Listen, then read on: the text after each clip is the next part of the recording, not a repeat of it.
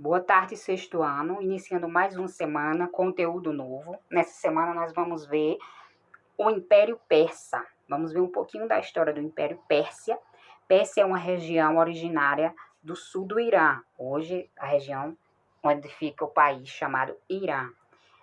Posteriormente, os gregos passou a usar esse termo utilizado no mundo ocidental para designar toda a planície iraniana, a região onde ficava a Pérsia, é onde fica hoje toda a planície iraniana. Os próprios iranianos denominaram durante muito tempo o Irã como terra dos ários. Em 1935, o governo solicitou a utilização do nome Irã em vez de Pérsia, então houve a mudança do nome. A origem do Império Persa. A antiga Pérsia estava localizada no território onde hoje é o Irã, já vimos. A sua ocupação iniciou-se mais ou menos 5.000 a.C. Os persas antigos pertenciam a um grupo étnico dos indo-europeus, ou arianos. Eram brancos, de olhos e cabelos escuros. Dois grupos se destacaram na ocupação do território persa, os medos e os persas. Os medos ocuparam o norte e formaram um reino.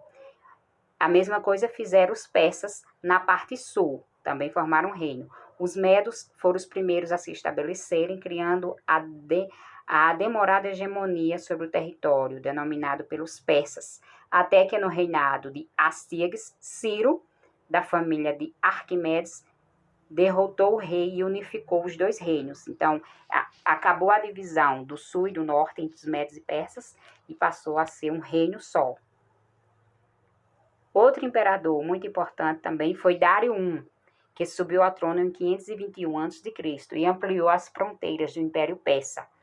Ele esmagou a revolta entre os jônicos e gregos, então ele acabou entrando em vários conflitos e expandiu o território dos persas. Ele organizou o império, criou as sapátrias, que eram as províncias ou estados, criou um sistema de moedas, o dárico, e foi a primeira moeda internacional utilizada.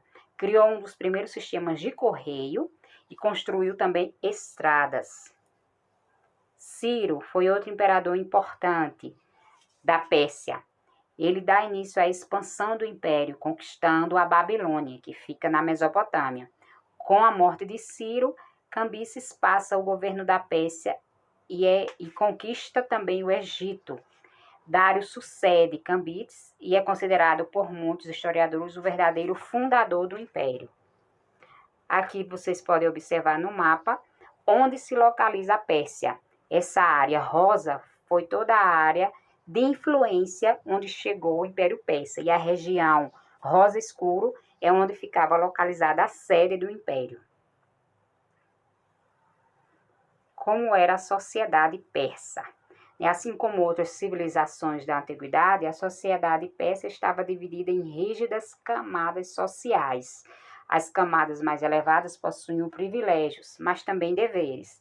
Os camponeses, embora livres, viviam miseravelmente e eram muito explorados. Por último, vinham os escravos. A sociedade era patriarcal, ou seja, dominada pelos homens mais velhos da família. Aqui vocês podem observar a pirâmide social. No topo estava o rei, abaixo dele estavam os aristocratas, os sátrapas, que eram os governadores, a nobreza, os grandes comerciantes. Na outra parte vinha pequenos comerciantes, artesãos e soldados.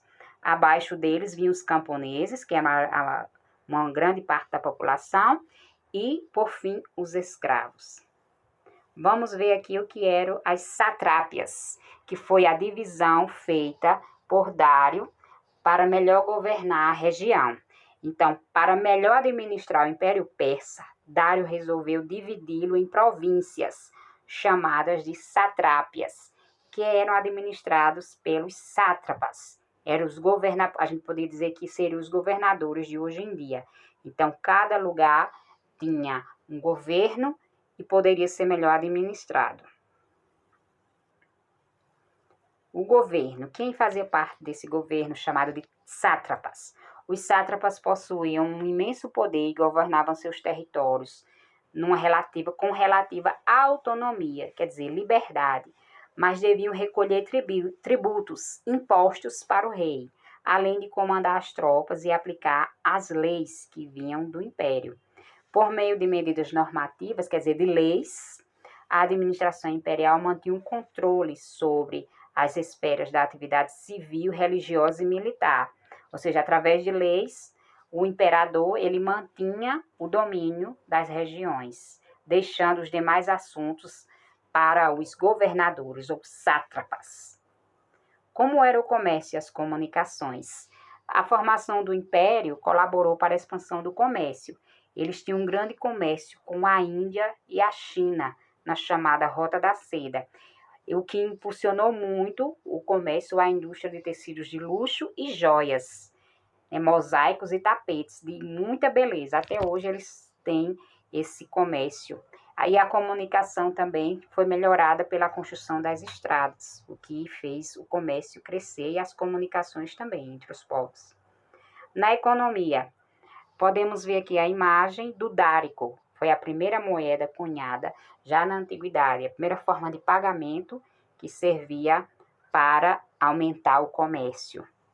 A economia persa estava baseada principalmente na agropecuária, no comércio, na criação de gado e na exploração de minérios. A agricultura funcionava graças à irrigação com a utilização das águas que vinham das montanhas. O dárico, que é a moeda, foi criada para servir como moeda do império e é a primeira moeda internacional da história. Foi cunhada em ouro e estimulou o comércio e o artesanato. O exército persa era muito famoso pela sua força e pela sua organização. Era um dos mais organizados da antiguidade. Segundo Heródoto, que era da Grécia, os persas eram educados desde crianças com 3 ensinamentos fundamentais: não mentir, atirar com arco e flecha e montar a cavalo. Então, os homens, eles tinham que ter tinham que seguir essas 3 regrinhas para ser um bom soldado. Possui uma tropa de elite chamada de Os Imortais no exército. Era a guarda real que lutou nas guerras médicas, a guerra entre os persas e os gregos. Como era a cultura persa? Os persas incorporaram aspectos da cultura mesopotâmica e egípcia. A escultura servia para decoração. A arquitetura tinha a construção de palácios e os mosaicos. Aqui temos uma imagem.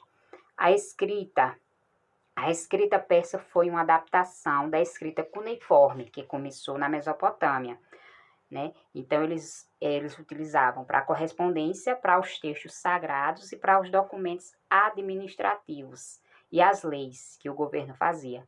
A partir do período correspondente à Idade Média, essa forma de escrita foi substituída pela escrita árabe. Nas artes, como eram as artes entre os persas?